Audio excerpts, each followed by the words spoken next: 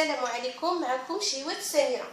اليوم كنقدم لكم طريقه تحضير التشرميله ديال الكفته بطريقه صحيه، وهاد الطريقه كتصلح بالنسبه للوليدات الصغار اللي ما كياكلوش الخضر، وكنعرف بان بزاف الامهات يعانيو بالنسبه للوليدات اللي ما كياكلوا لهمش الخضر. هاد الطريقه زعما سهله وصحيه. كنحتاجو بالنسبه للمقادير نص كيلو ديال الكفته، معلقه كبيره ديال المعدنوس، معلقه كبيره ديال القزبور، فلفله حمراء محكوكه غادي نحكها، ربيع ديال المكور لي شو حتى هو غادي نحكوه، جوج خيزوات غادي نحكوهم حتى هما محكوكين، بصله متوسطه حتى هي غادي نحكها.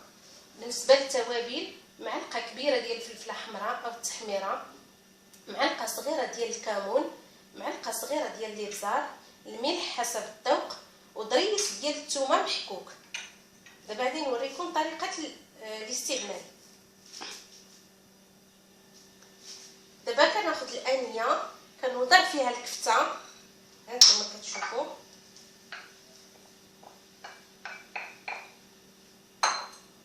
كنزيد هاد الخضر اللي حكيت، جوج خيزوات والمكور والبصله محكوكه، كنزيد الفلفله حمراء محكوكه،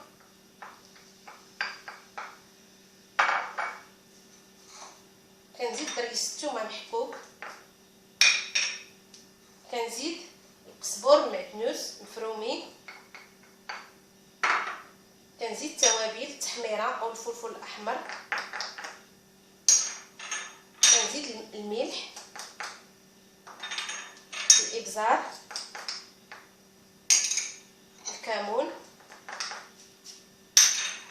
وكنشرح كنبقى نخلط هاد الكفته مزيان حتى تيدخلوا فيها هاد العناصر.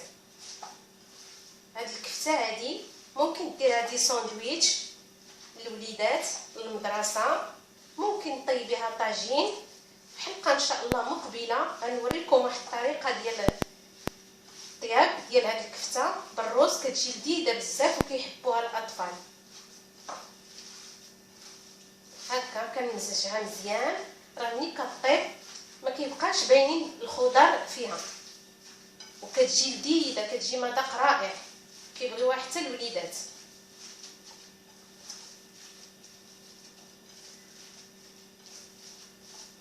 هانتوما كتشوفوا كنخلطها مزيان باش تدخل العناصر فيما بعضها.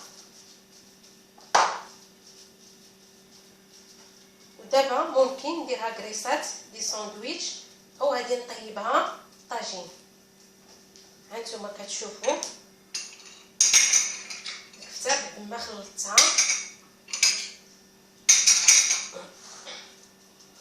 فكتجي لذيذه بزاف. هذا هو التقديم النهائي ديال الكفته. هانتوما كتشوفوا دابا غادي نقدر نديرها في مقيله ونديرها دي ساندويتش للوليدات. وممكن بغيت نقول لكم واحد المعلومه، الا كانت عندكم حتى قريعه خضراء ممكن تزيدوها محكوكه وديروها للوليدات، هكا كيكونوا كلاو الخضيره وراه كتجي لذيذه بزاف. وكنتمنى تشاركوا معايا في القناه ديالي شيوات سميره، وديروا جيم لا فيديو، تبارطاجيو لا فيديو، وديروا التعليقات والاراء ديالكم.